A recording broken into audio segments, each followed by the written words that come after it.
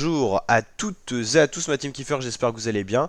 Aujourd'hui pour cette nouvelle vidéo on se retrouve pour le résumé complet du match Italie-Angleterre dans le cadre de la Ligue des Nations 2022-2023. Alors on va regarder justement le groupe de ces deux équipes et l'enjeu qu'il y avait aujourd'hui.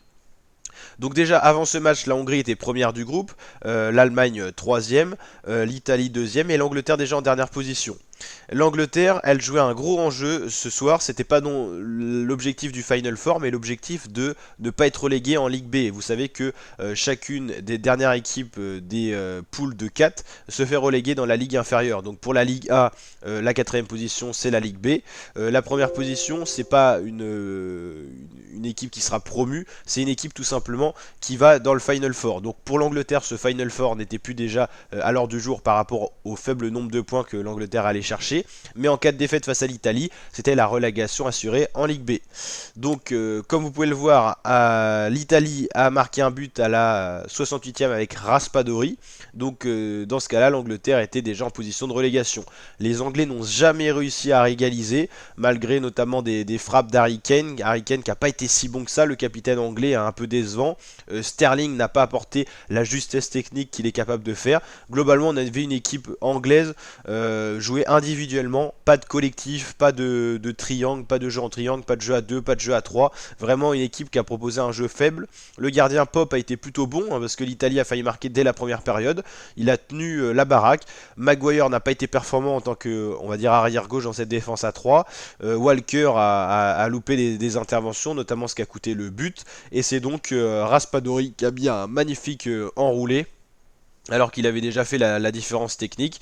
Du côté italien, ça a été très costaud, que ce soit Donnarumma le gardien ou encore la défense à 3, Toloi Bonucci à Serbie. Bonucci qui est vraiment le pilier, le capitaine notamment de cette équipe italienne, qui a quand même pris un jaune, mais qui a été très costaud avec ses compatriotes italiens pour tenir le score et être capable d'assurer une grosse défense face aux périodes quand même que l'Angleterre a eu par des petits notamment gestes techniques individuels qui ont permis de faire des différences, mais la défense est restée solide, le gardien également, donc l'Italie a assuré la victoire avec l'entraîneur Roberto Mancini, l'éternel entraîneur de cette équipe d'Italie, qui ne sera pas au prochain mondial, mais qui a quand même un bon niveau après leur dernière victoire de l'Euro.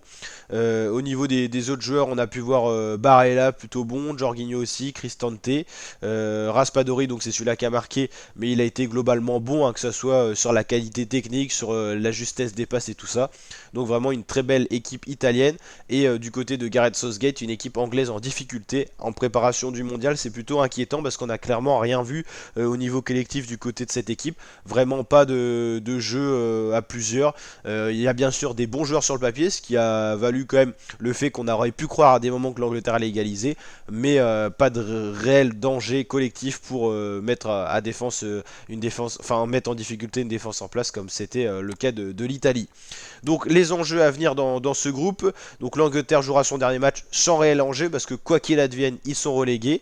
L'Italie de son côté va jouer une finale face à la Hongrie en extérieur d'ailleurs pour ce match qui sera donc en Hongrie et le gagnant de ce match se verra dans le Final Four de ce groupe 3 qui a vraiment été le groupe de la mort avec des surprises. La Hongrie déjà en première position encore à ce moment là alors qu'il ne reste plus qu'un match et l'Angleterre en dernière position. La Hongrie, un match nul lui suffit face à l'Italie pour être dans ce Final Four, donc plus d'enjeux du côté de l'Italie qui jouera déjà à l'extérieur face à une équipe de Hongrie qui n'a perdu qu'une seule fois. Et face à une équipe de la Hongrie qui a créé des surprises, notamment déjà en battant ce soir une nouvelle fois une équipe de ce groupe de la mort, mais surtout en battant 4-0 l'Angleterre à domicile en plus, c'était encore plus incroyable.